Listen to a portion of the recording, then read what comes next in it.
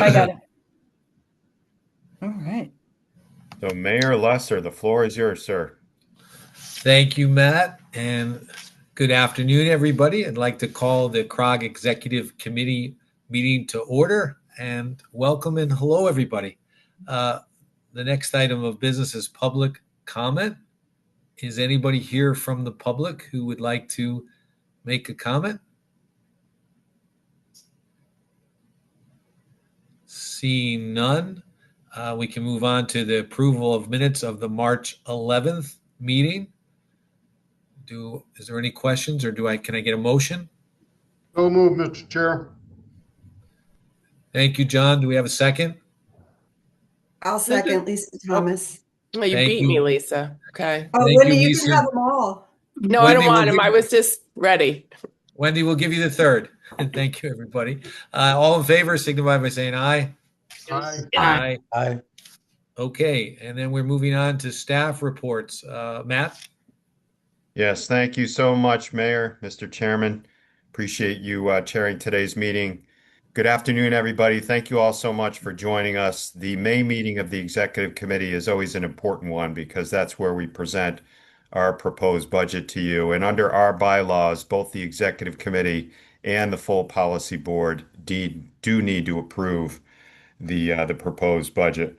So I just have a couple of things for you, and then I'm going to ask Donna Hamsey-Croce to provide a very, very quick overview of the recent legislative session. We are planning a legislative committee meeting next week where we can get into things in more detail, but she'll just provide a quick summary in a minute or so, and then we can get into the budget item.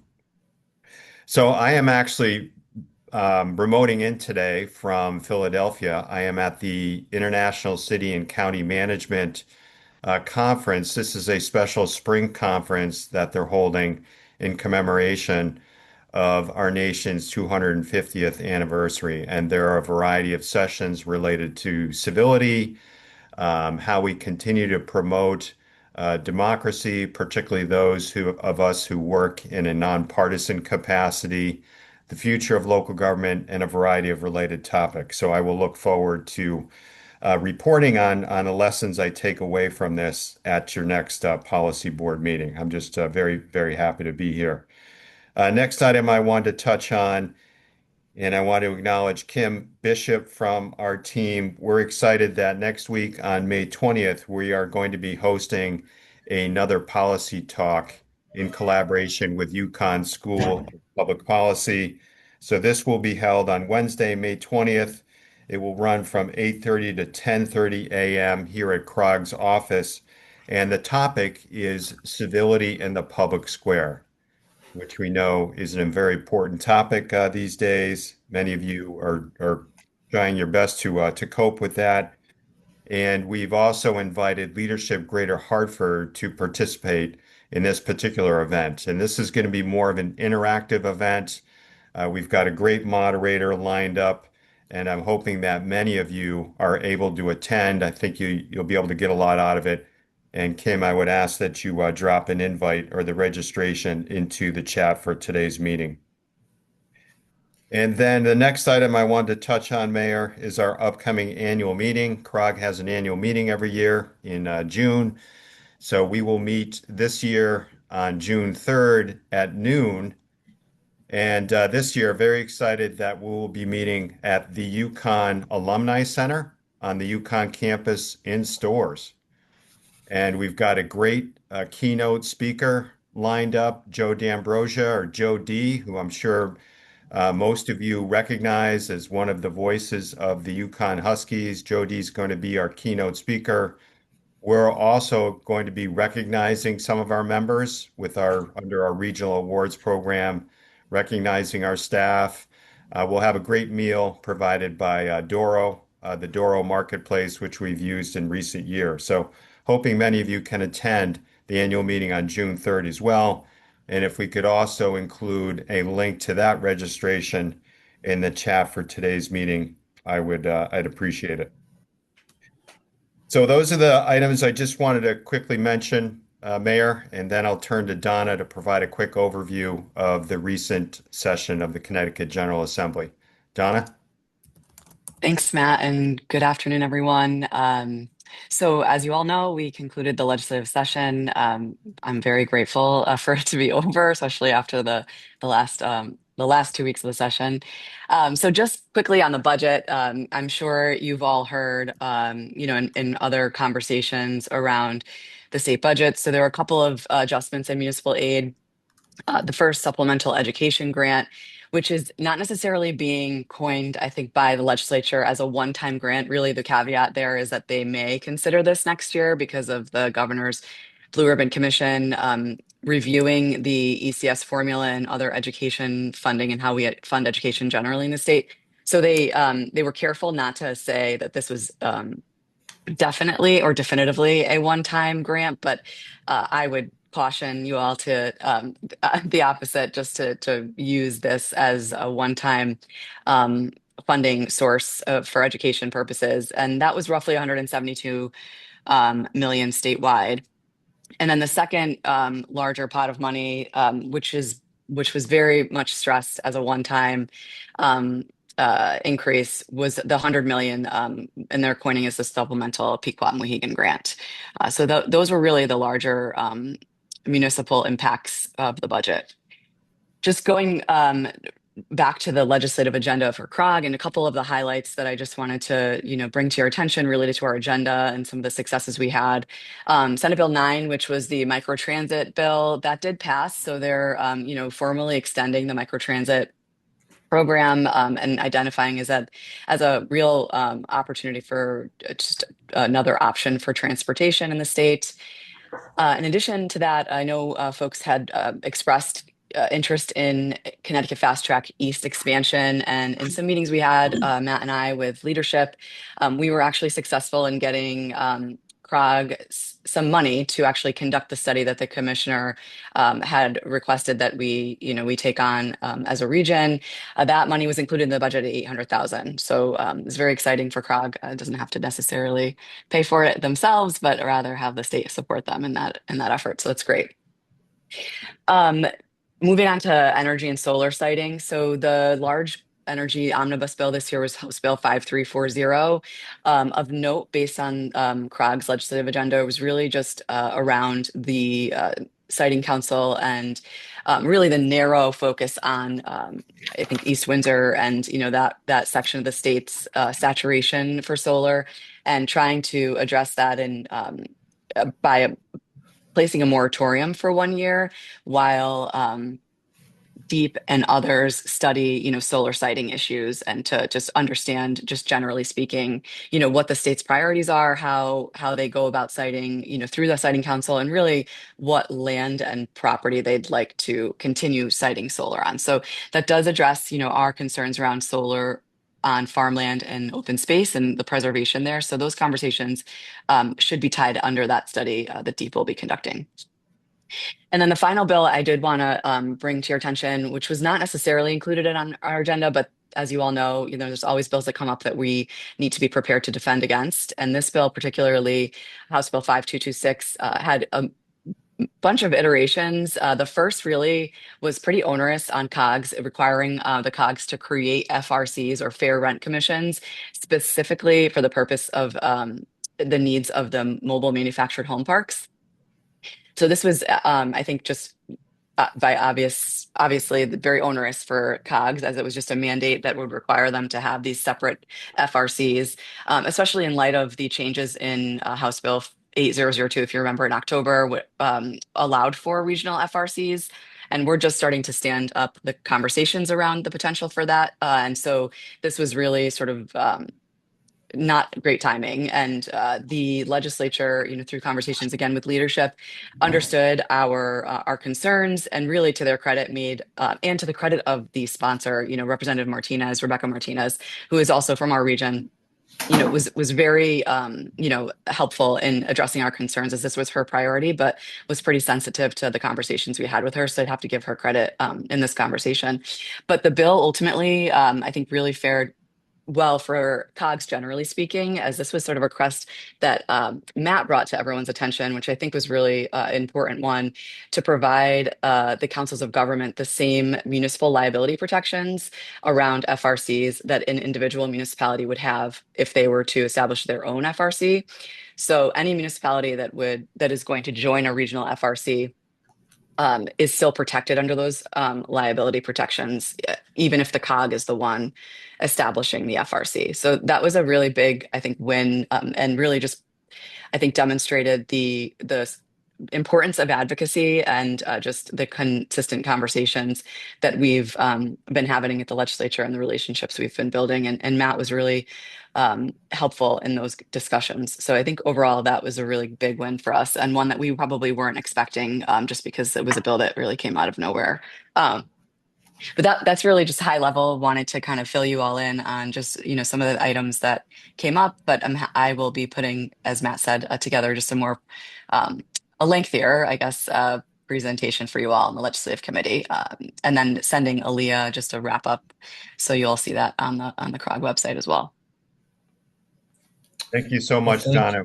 Well, I apologize, Mayor. Just No. another comment or two. I really appreciate Donna's efforts. This is her second legislative session with us, and I think we just continue to improve all the time. I also want to thank those of you, particularly the leaders of our legislative committee, Lisa Thomas, Connor Martin, Jason Bowser was very active. Your willingness and your availability in terms of visiting the Capitol and holding those one-on-one meetings with legislative leadership. We're fortunate right now that we've got the two leaders in the House in our region. We won't have that forever, and it's important to capitalize on it. I think that's why we were able to obtain that $800,000 for the study of CT Fast Track East. But big thanks to Donna and all of our policy board members for your involvement. Back to you, Mayor. Thank you, Matt. And just let me echo the thanks, Donna. We appreciate all your hard work and your advocacy for us, and all of the legislative committee leaders. Thank you as well. So moving on in the agenda, I guess we have the budget discussion and budget approval and presentation. So Matt, back to you. Thank you. Thank you, Mayor. So we are very pleased to present the proposed budget for next fiscal year to the committee. We utilize the same budget year that you do, July 1st through June 30th. And Pauline Yoder and I will conduct today's presentation. However, we do have our other directors on the call today to assist with questions. Cheryl Assis is here. I'm going to ask her to comment a little bit later on. We've got Caitlin Palmer as well from Regional Planning and Development. And we've got Kara Radzins filling in for Transportation Planning. Kara, as you probably all know, is our Deputy Director of that department. Next slide, please, Pauline. So what are some highlights regarding the proposed budget? Number one, it's balanced. I do say this every year. Our budget is different from yours. Back up to that slide, please. Thank you. Our budget is different from yours. It's much smaller than most of yours. We just have the one operating budget. We do not have a separate capital fund or a capital improvement program. We do not have a capital non-recurring fund account. So it is a little bit different from a municipal budget year. It is designed to maintain our current services and programs. For next fiscal year, we are maintaining our current dues structure. As you see here, it's a $3,000 base for all 38 towns, plus 68.5 cents per capita. Next year, we are likely to recommend a slight increase in dues, and we will work that through our Personnel and Finance Committee.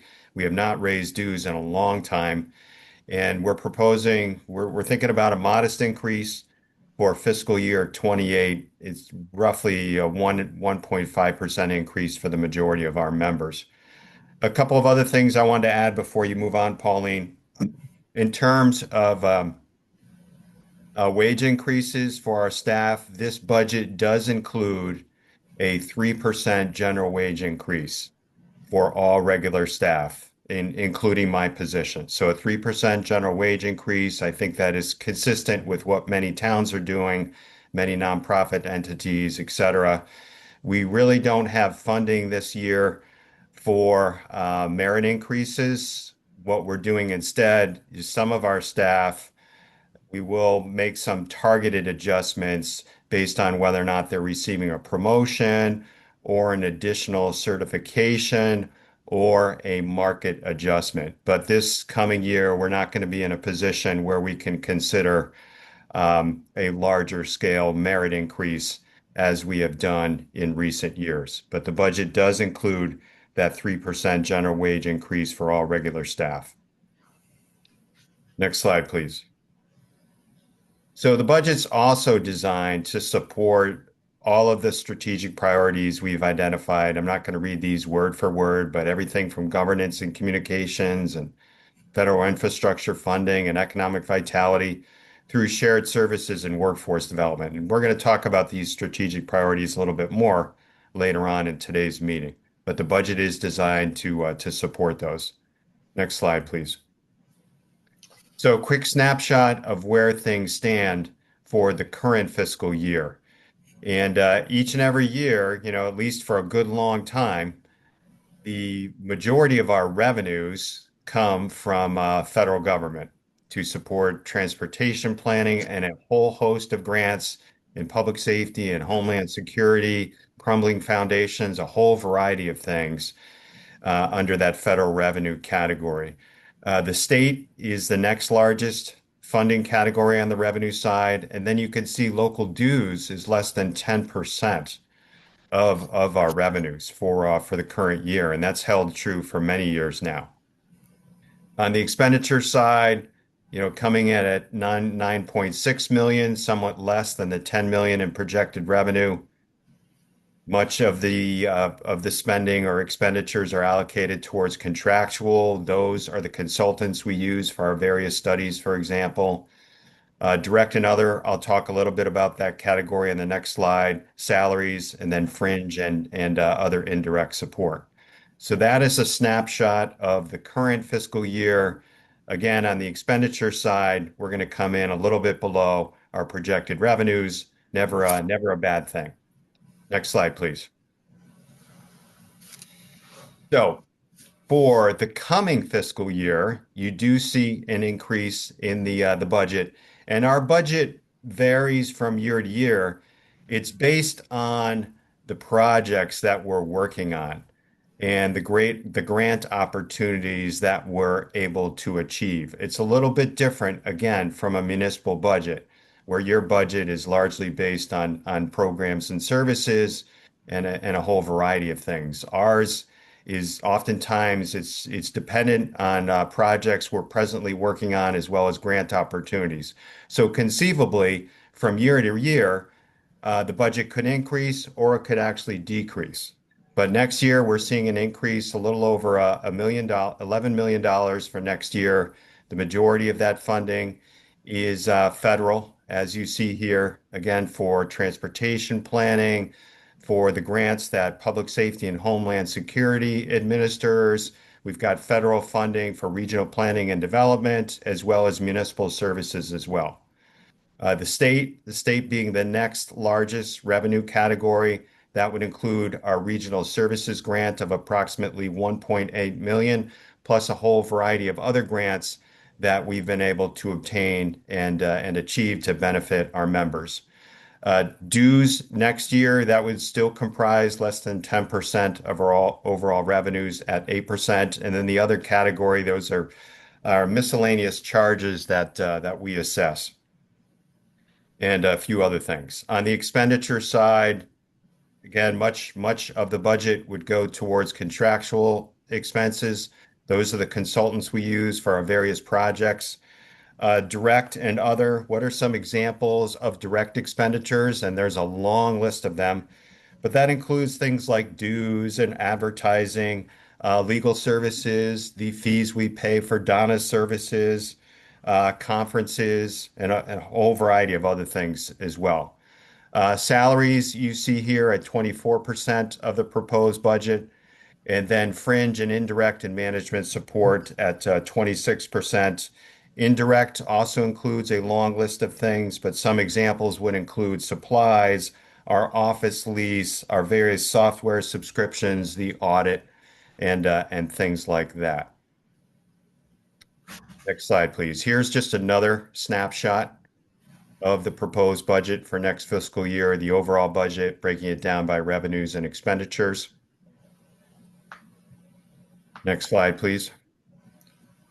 So looking at the budget in a little bit more detail, and I should have said this at the outset, we do prepare a very comprehensive budget document, and we also shared the link for that for today's meeting. Kudos to anybody who may have read it in its entirety. But we've got 6 broad program areas, as you see here: administrative through public safety and homeland security. And we've got revenues over expenditures. We're going to touch on each of these 6 programs very quickly as we move forward here. Next slide, please. This is the year over year. You can see how the budget has varied over time. And again, you've got revenues over expenditures. And this goes back to fiscal year 24. Where on the expenditure side, we were at roughly 8.5 million. And then you see the variation, as I talked about in the beginning. See how actually our FY26 budget, what we had budgeted, the 10.5, actually we're going to come in at 9.6. That's based on the funding and the projects we're able to complete in a given fiscal year, and then the proposed budget for the coming year. So let me touch on the first major department here. This is transportation planning. Transportation planning is our largest single department, and it supports our Metropolitan Planning Organization, the MPO. They administer the very popular local transportation capital improvement program, conduct various studies and other projects that are important to our region. And you can see revenues matching expenditures at approximately 4.5 million for next fiscal year. And you see, I'm sorry, if you could go back again, Pauline, I'll cue you up. The majority of the funding would be on the federal side for this department, followed by state funding. Next slide, please. Regional planning and development. And this department is headed by Caitlin Palmer. Transportation planning, again, is headed by Rob Eloise and Kara Radzins. This budget, approximately 1.4 million for next fiscal year. And this is the department that's responsible for administering our regional housing strategy, our work in economic development, our work to support our brownfields program, working with our land use planners and economic development professionals across our region. We did receive this climate pollution reduction grant, the CPRG. We'll be expending that in the coming year. That grant source will go away, I believe, in the following fiscal year. On the revenue side for this budget, you see most of the funding is coming from the federal government, followed by local dues. And on the expenditure side, most of our expenditures for the coming year are related to our brownfields program, as you see here. Next slide, please. Public Safety and Homeland Security. This department is headed by Cheryl Assis, our director, and we've got a proposed budget next year of approximately 1.6 million.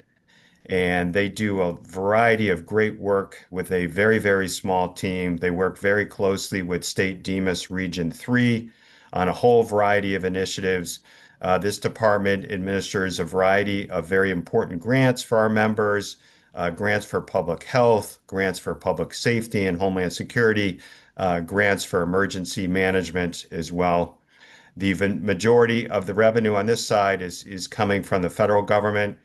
You see that we don't have any state funding allocated directly under this program. And then on the expenditure side, the majority of the expenses relate to those public health grants as well as various homeland security projects, equipment purchases, training, and related tasks. And now turning to municipal services, Pauline is going to take over and touch on the next several slides, and then we can get to your questions. So Pauline. I think in municipal services is our department that has a lot of other funds, and those are vendor fees and membership fees from the municipalities that are not part of CROG. And then the expenditures you see we're a very varied group here with Kremling Foundations, RPEP grants, CRPC, and the Deep RWA grant. So we're sort of all over the place in terms of the department. We're the catch-all for everything else, I suppose.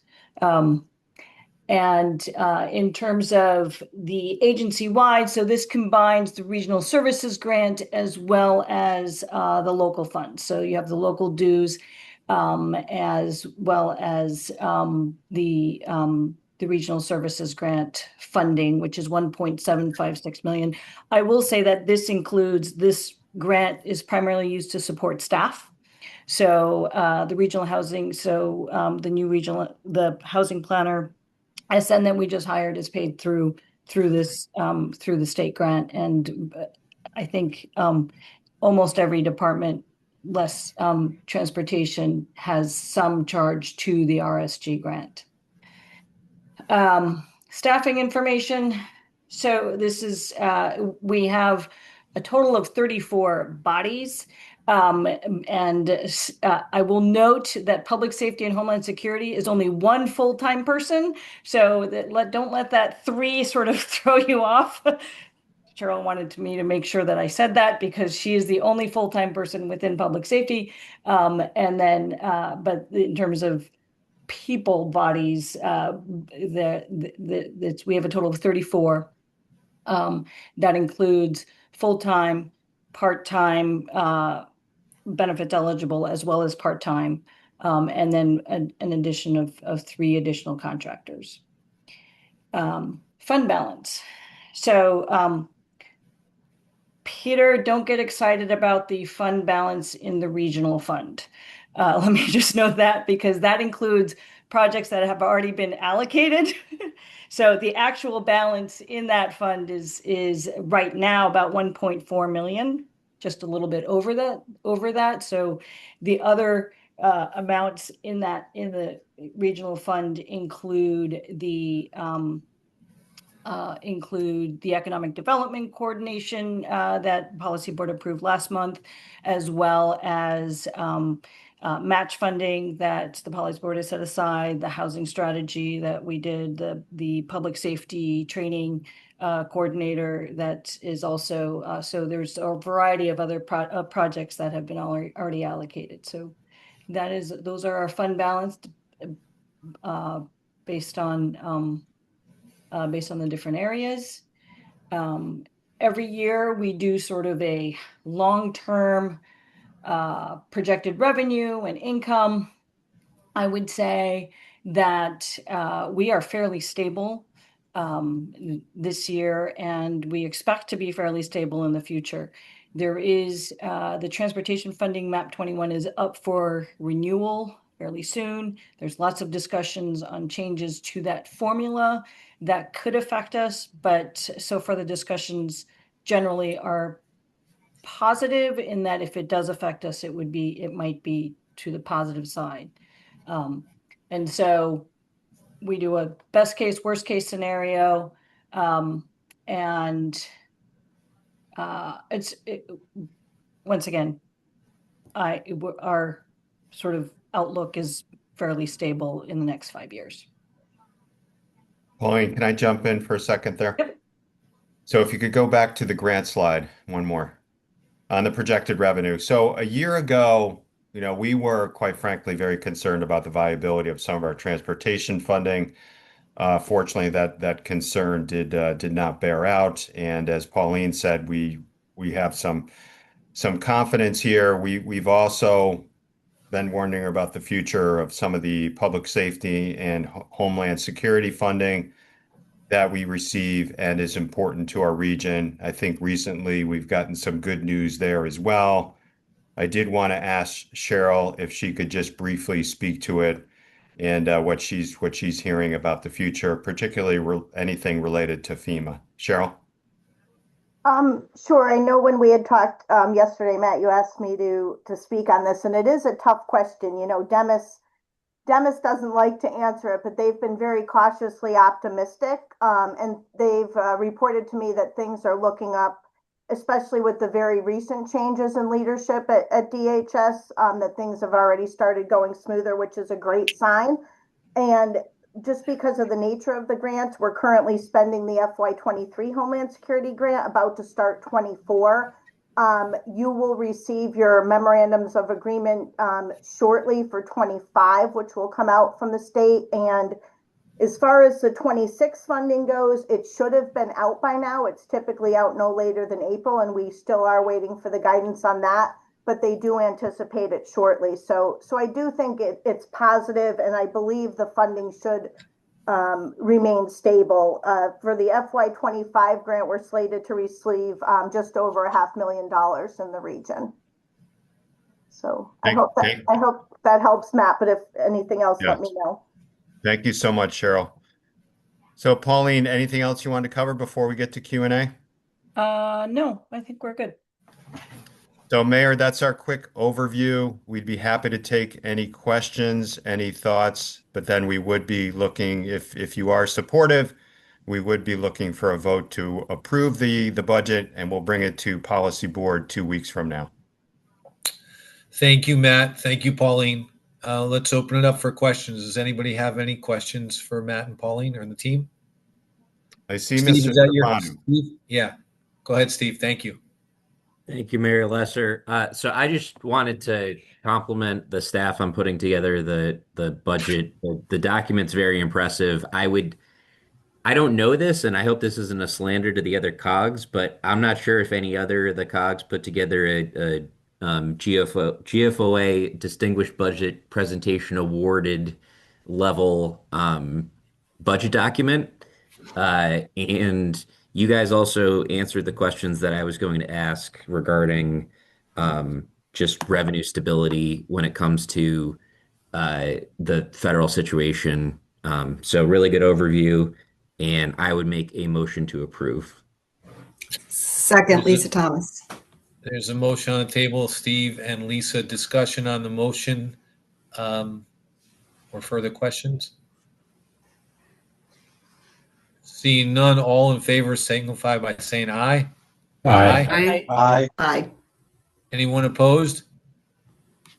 Passes. Thank you, everybody. Thank you again, Matt and Pauline. And Matt, I think it's back to you for the retreat or visioning session coming up soon. Yes, thank you again, Mayor, and thank you all so much for your vote in support of the budget. I did want to thank Pauline Yoder. You know, Steve, in response to your comment, you know, not every COG has someone like Pauline, and bringing her talents to the table here. So Pauline does a great job leading the finance and budget team each and every year. I also want to thank our directors for their good work. So I did want to have under this next agenda item, want to have a chance to discuss and review the recent visioning session that we conducted with our board on April 22nd. And I know that many of you were able to attend and provide your input, which we greatly appreciated. And recall, as we discussed at the end of that meeting, we were going to reflect on what was said and then bring our initial thoughts back to the executive committee. So that's our goal today. So I'm going to share my screen rather.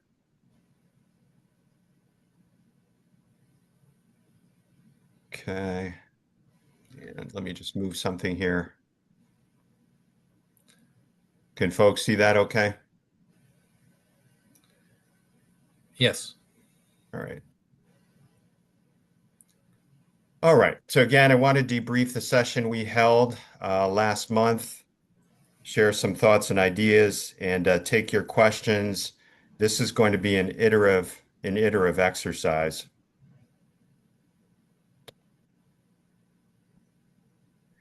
So why did we hold the visioning session to begin with? Recall, we wanted to review the status of the strategic priorities that we identified a couple of years ago in 2023, and that we compiled into what we call our strategic playbook. I personally think this is an important exercise to conduct with the board every couple of years, following a municipal election, which we held last fall. We welcomed a variety of new members to the CROG board, so wanted to give them an opportunity to, number one, for us to talk about the work and the progress we've made, but also to get their input. And in this session, we wanted to identify other topics and issues that are important to you, things that you would like to talk about in the new term that we're in. And then also to think about how can we best support our members. We know that many of you are under a lot of budgetary pressure, as an example. You're dealing with issues related to civility or incivility, a whole variety of things. Because we're a membership-based organization, we're created under state statute to support you. How can we best support you at this moment in time and try to elevate our region to ensure that we're competitive within the state and nationally as well. And then I've got our core values listed here on the bottom of the slide. These are the values that we preach and seek to lead by. We're member focused. We're focused on you. We want our work to be impactful and high performing.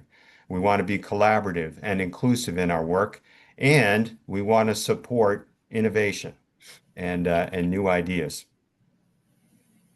Quick snapshot of our mission statement. I'm not going to read it, but it talks about how we lead. We lead to enhance quality of life, vitality in our region. We provide a variety of services. We serve as the MPO in the Economic Development District, and we're a strong, strong advocate for our region and regional solutions.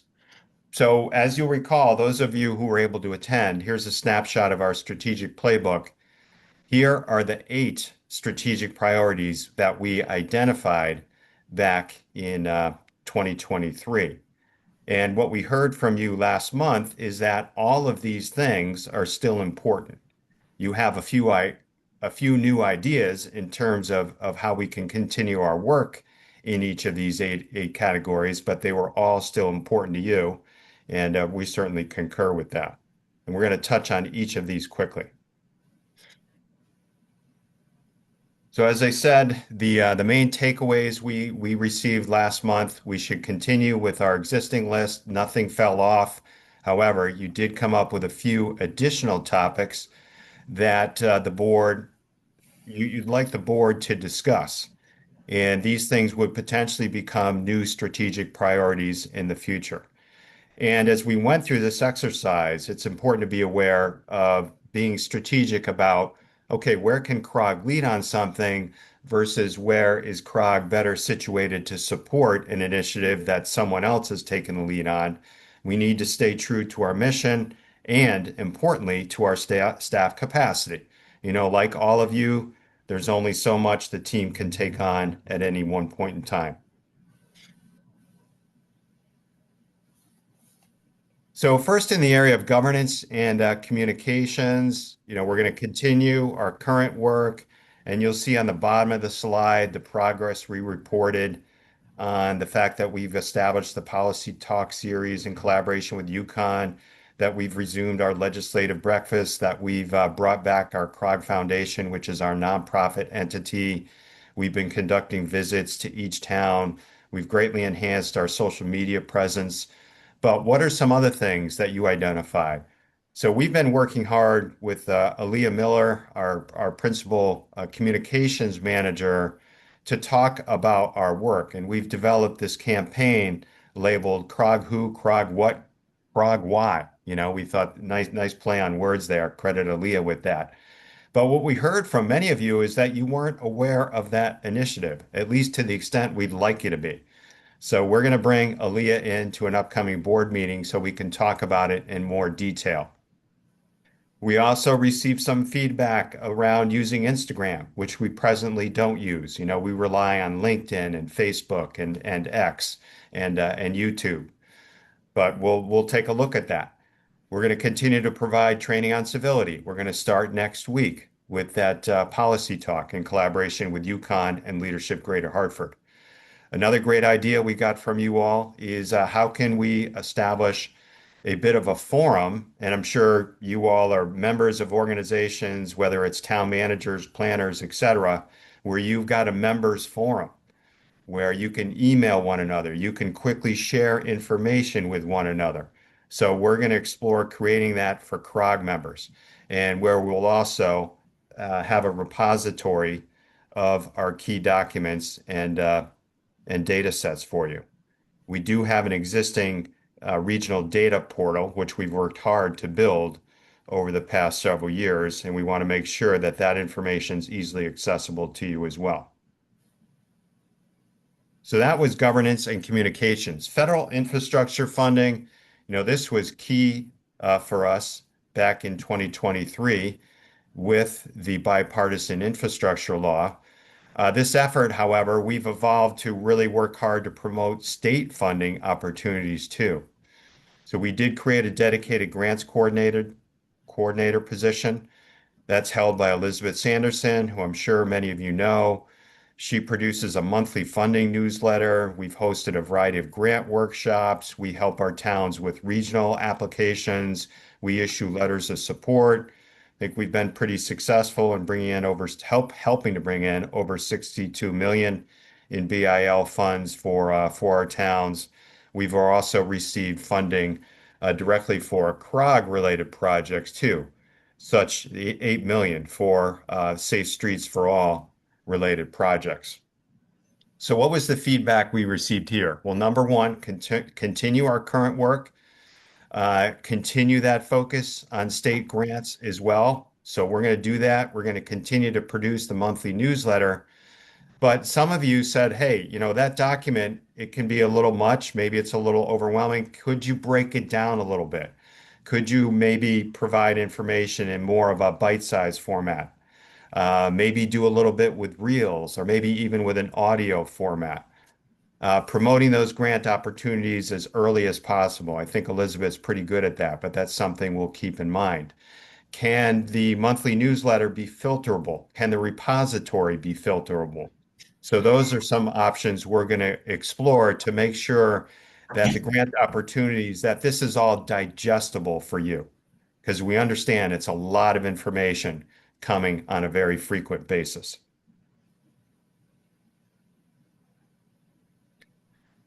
In the area of economic vitality, where we really work to implement our comprehensive economic development strategy for the region. So we're going to continue our current work there.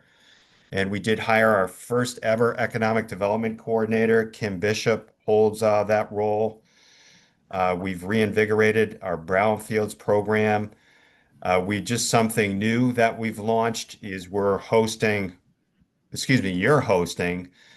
we are facilitating these sub-regional economic development roundtables. We just held our first one last month with the town of Berlin. And I want to thank Ryan for graciously hosting us. So we want to continue to do those.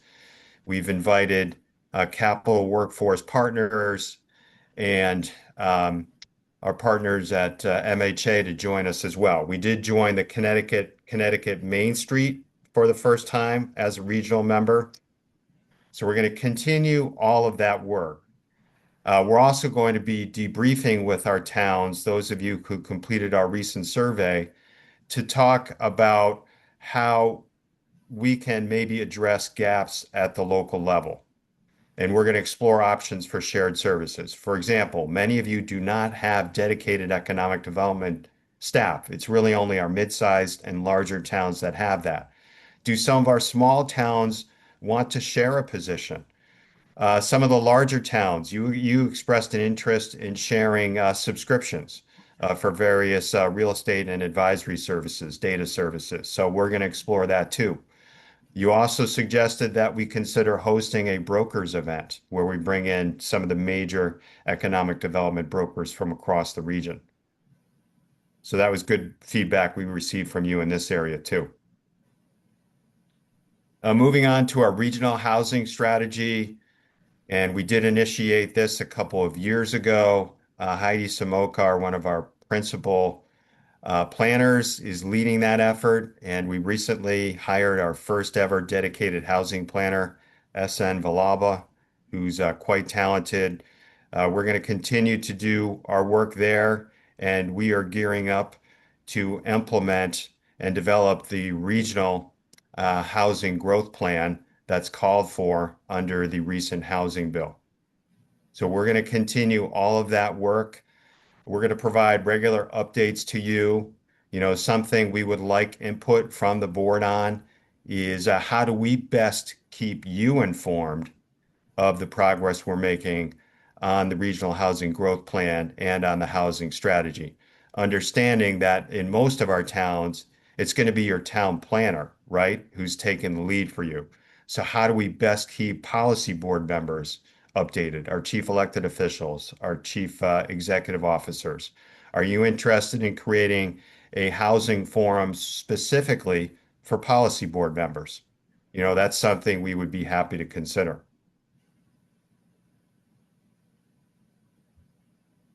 In the area of regional environmental services, we're going to continue our work there. We recently completed a study of the feasibility of creating a regional stormwater utility. And the study does show that such an entity would be feasible. The number one challenge we're facing, though, is political will. You know, are our towns in a position where they think they could support creating such an entity? You know, how significant is the need for your municipality?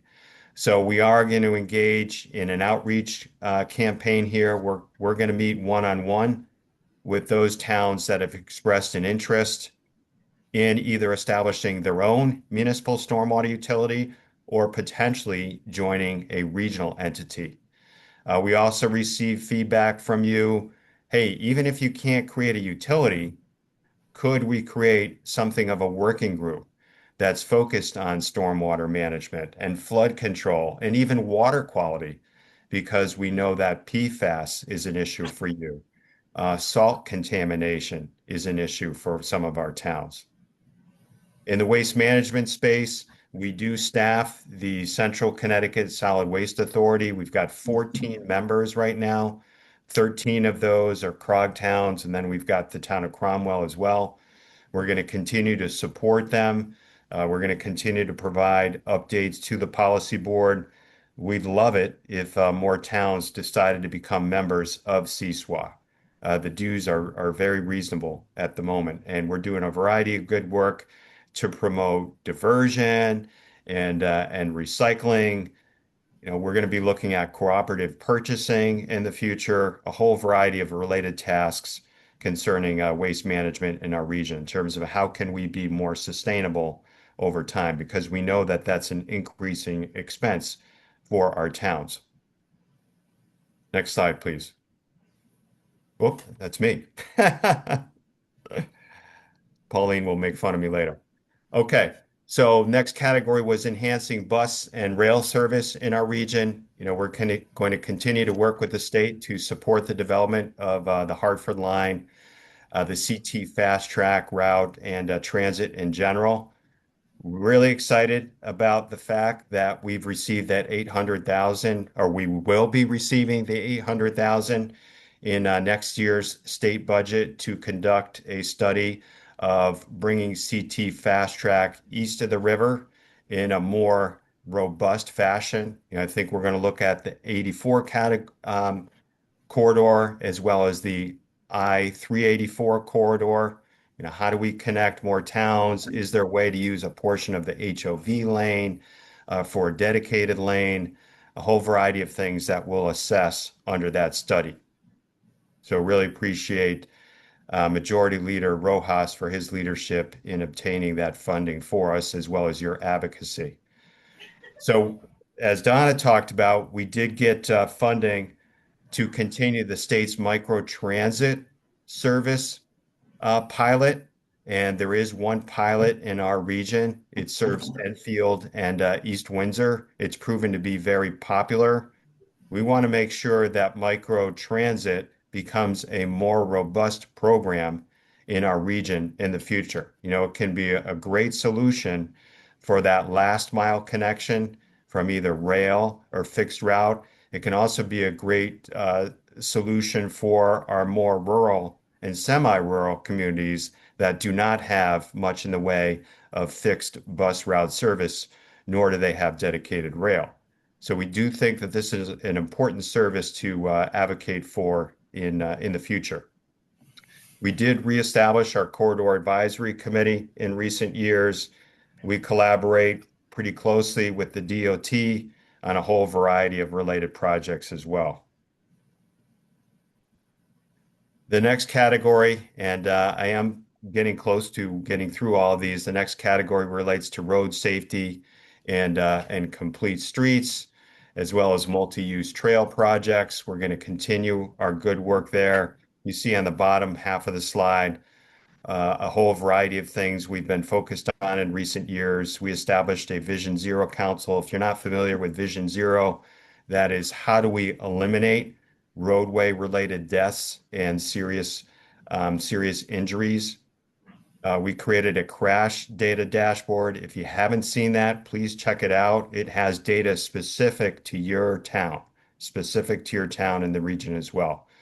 Very excited that we're going to be hiring a dedicated transportation safety planner. That recruitment's underway right now. We've conducted walk audit programs in a variety of our communities. That's where our staff will go out and meet with you and your folks, and we'll actually walk a portion of town to evaluate it for pedestrian safety and a variety of other related purposes. If you're interested in a walk audit, please do not hesitate to reach out to us. We're working closely with the Connecticut Municipal Development Authority to promote complete streets in TOD. We've secured a new micro-mobility vendor in recent years. We've focused heavily on the East Coast Greenway. You know, how are we going to close that gap and bring the trail from west of the river in Simsbury to Bloomfield? Some of the sections in Bloomfield have already been completed. Then it's going to go south through North Hartford. Then it's going to cross the river and connect with the existing trail in East Hartford. So we're going to continue that work. We're close to completing what we call our priority pathways study.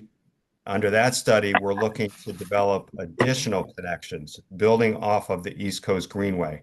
How do we establish more multi-use trail connections that can be used for everyday commuting and a whole variety of things? And we're also going to work to establish a permanent Vision Zero committee because we think safety should remain. It has been a focus of ours for many years now, but we want to continue to highlight it. In the area of workforce development and shared services, we're going to continue our work there. As you may know, we've been implementing a GAP Foundation funding program, utilizing funding that Congressman Courtney helped us to obtain to support low to moderate income homeowners with crumbling foundations. We've been assisting our towns with the Regional Performance Incentive Program grants. I want to thank Pauline in particular for that. We do a whole lot of purchasing. As you know, we've got our Regional Purchasing Council where we're serving over 150 of the state's 169 towns right now. So what more can we do? We do want to convene what we call these sub-regional conversations on shared and direct services. That's where we get 4 or 5 towns together to talk about what do you need. And in particular, we want to focus on our smaller towns. We know that when it comes to shared services, it kind of varies across the region, right? Our larger towns need different things than our smaller towns do. Our smaller towns need help with providing just very basic and direct services. So we're going to have those conversations. I am going to work with Peter Souza, the chair of our Municipal Services Committee, to convene a meeting of our chief executive officers, our town managers, our first selectmen, and others to talk about the state's strategic fire and EMS plan. We had that presentation last month. We want to talk about it and related next steps. How does it impact our region? What do they see as CROG's role in that plan and in related tasks? Because we all know that there are many issues around the future of fire and EMS, since so many of our towns are still reliant on volunteer service to such a significant degree. And then we're going to partner with groups like the Advisory Commission on Intergovernmental Relations that Steve Stefano and I serve on, Capital Workforce Partners, and UConn and others, in terms of how do we recruit, retain, and train and develop the next generation of local government employees. So that was a quick overview of our 8 existing strategic priorities and the new ideas you presented to us. I know we're getting short for time, Mayor, but I'll do my best to finish this in the next 10 minutes or so. We talked again about what are some other topics and issues the board would like to explore. What are some other future strategic priorities you would like CROG to consider? So we broke this up into 2 big buckets. We talked about championing big projects and initiatives, and then we also talked about exploring important policy topics and service areas. So one was continuing our focus on the East Coast Greenway, which I've already talked about. East Coast Greenway, 200 miles of it in Connecticut. It's a 3,000-mile national trail, very important for a whole variety of reasons, recreational, quality of life, but also economic and community development. So we're going to continue to work with the Connecticut DOT to complete the gaps in our region. The second was this notion of how do we bring CT Fast Track east of the river in a more robust fashion. So we're thrilled with the fact that we're going to be getting that state funding to conduct the study. This will be a multi-year effort, as you can imagine. And then we talked a little bit, and this was new to many of you, about this concept of one region, one river. And you see here a snapshot of a potential pedestrian bridge linking Hartford to East Hartford. So one river, one region. This really, it's thinking about all of the major public sector and private sector projects that are slated for the riverfront, particularly in Hartford and East Hartford, heading north up to Bloomfield and Windsor, heading south to Wethersfield, maybe touching Glastonbury. How do we make sure that all of the main stakeholders, whether it's the DOT, Riverfront Recapture, the Port East Side project in East Hartford, that things are moving forward and ideally in a synchronized and planned fashion? How do we work together to obtain the federal and state funding we're going to need to see these things through to fruition? The Greater Hartford Mobility Program talks about capping a section of 84 and a section of 91. Very, very expensive. That's a kind of a 15 to 20-year vision. How do we sustain that over time? So what we want to do here is a couple times a year, we want to bring together all of the main stakeholders to talk about our progress and to engage in problem solving. As I've said before in this session and elsewhere, when I travel around the country and I see what other regions have done to enhance the connections and the economic and community development along their waterfronts, including places that were historically distressed, like Detroit and Pittsburgh and Cleveland. It's really amazing what they've done by providing their community with access to that most important natural resource. So that is the concept here. So those are some big projects and initiatives we talked about last month. So moving on to policy topics and service areas. So in the area of intergovernmental revenue and tax policy, again, looking at the budgetary pressures you're facing, some of the feedback we received, okay, maybe CROG isn't in a position to take the lead, for example, on studying intergovernmental revenues, whether it's for municipal grants like Pilot or the Education Cost Sharing Grant, but we can certainly partner with other organizations and entities that are taking that on. Maybe it's ACIR. Maybe it's Sean Scanlon, the comptroller and his office. The school state financing project, who's done a lot of work on special ed and ECS. So how do we partner with those entities and maybe support their studies and their assessments? And how do we engage our state and federal policymakers and decision makers so that they truly appreciate and understand the impact and the importance of intergovernmental revenue for our municipalities? We are one of the most property tax reliant states in the country. Property tax certainly has its strengths, but it also has its weaknesses as well. And I know many of you are feeling it in your budget processes. The impacts of revaluation, the impacts of commercial office vacancies, and related things. So we do want to be involved in those conversations. We're not always necessarily taking the lead, but we want to partner and support others doing good work in that space. Renewable energy policy, important for many of our Eastern Connecticut communities, East Windsor probably being the poster child at the moment, along with Ellington. And then I'm sure it's going to impact others too, Enfield, Bloomfield. But what we want to do is we want to study this issue. We want to look at how other states handle siting. How do they handle siting for renewable energy projects, like solar in particular, and hopefully develop some proposed legislation for our state legislators to consider. And then in the area of shared services, which I've already talked about at some length, how do we continue to promote shared services? And again, the needs are going to vary by town, right? Our small towns with very small staffs need support with providing just basic municipal services, things that our larger towns take for granted.